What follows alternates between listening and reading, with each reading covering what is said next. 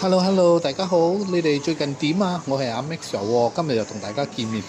今日咧想同大家分享下點解越嚟越多外國人啊，尤其是中國大陸，都選擇嚟馬來西亞生活呢。喺個影片開始之前呢，記得大家嘅觀眾朋友幫手讚好、分享、留言，仲有訂閱我嘅 YouTube。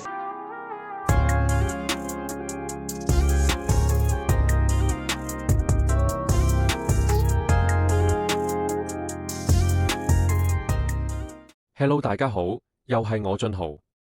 今日我帶爸爸媽媽去咗巴生，食佢哋人生第一碗正宗肉骨茶。終於到咗巴生一間老字號肉骨茶，一落車，哇！呢啲藥材味好重，幾條街都聞到。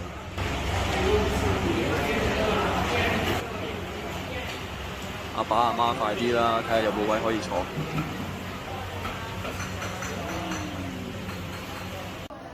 巴生係肉骨茶發源地，一落車，爸爸就話幾條街都聞到藥材香味，媽媽見到咁大煲仲驚食唔晒。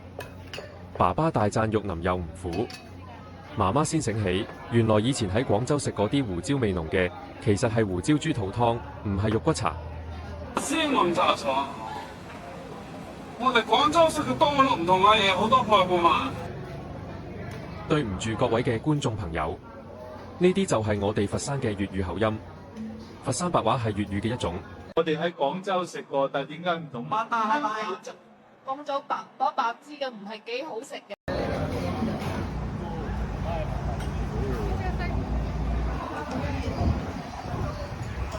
第一啖嘅震撼，肉骨茶上台，熱辣辣，油潤潤。爸爸夾起第一嚿肉放入口之前，仲要聞多兩聞。爸爸講：呢個味我細個喺廣州未試過，藥材味濃得嚟唔苦，肉又腍，真係好和味啊，好好食。媽媽講：廣州食嗰啲胡椒味濃嘅，其實係胡椒豬肚湯，唔係肉骨茶。我哋喺廣州食過，但係點解唔同？廣州白芝嘅唔係幾好食嘅。好多人以為胡椒豬肚雞湯好複雜，其實自己喺屋企整，唔使2分鐘就輕鬆搞掂。又來啦，妹妹，下面幾個關鍵步驟你睇住咯。準備一個新鮮嘅豬肚，俾啲生粉同埋白醋，用左手攪勻佢，再沖洗乾淨，凍水落鑊，俾啲薑蔥飛水流起，再刮乾淨啲污糟邋遢嘅嘢，再切成一塊塊咁，跟住倒入無水無油嘅鑊度鏟乾身，加入胡椒粒、薑片，我每日都用心教整菜，俾個愛心支持下嚟，唔該晒大家。加入滾水，呢個係湯又濃又白個關鍵。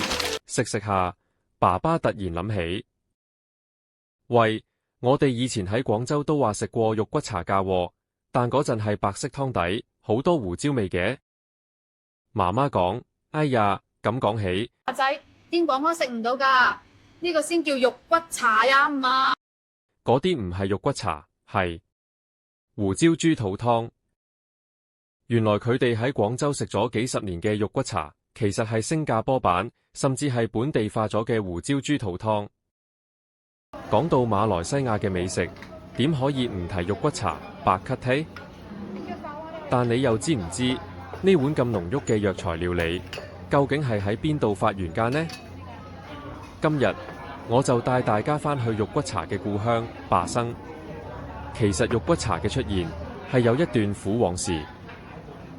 喺20世紀初，好多落南洋嚟到巴生港口做苦力嘅勞工，每日都要搬搬抬抬，體力消耗極大。當時為咗補身體、去濕氣，佢哋就用啲廉價嘅豬條肉同埋碎骨，加埋啲平價中藥材嚟燉湯，配埋白飯食。呢碗嘢就係佢哋嘅力量來源。好多人以為肉骨茶裏面有茶葉，其實唔係。相傳當年有一位喺巴生賣肉骨湯嘅小販叫李文地，因為當時啲人習慣稱呼佢為亞地，而閩南話入面地同茶嘅發音差唔多，慢慢大家就將呢碗肉骨地叫成肉骨茶。巴生肉骨茶同其他地方最唔同嘅係佢嗰種濃、純、香。呢度追求嘅係湯底要夠濃稠，藥材味要入骨，而且正宗食法係用小碗盛載，每一啖精華都唔會浪費。再加一碟油炸鬼，索晒啲湯汁，真係絕配。我以前喺廣州食嗰啲胡椒味濃嘅，其實係胡椒豬肚湯，唔係肉骨茶。爸爸臨走前同我講：仔，如果食物可以留住一個人，咁呢度值得你留低。佢終於明點解我選擇留喺馬來西亞。如果你都試過因為美食而愛上一個地方，留言話我知。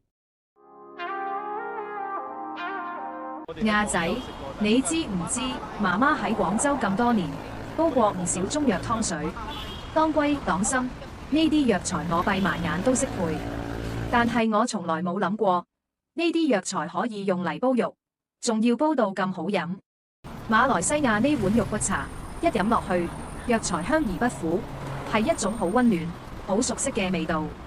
我飲得出呢碗湯無味精，係真材實料用心煲出嚟嘅。亞仔，大馬肉骨茶真係正宗。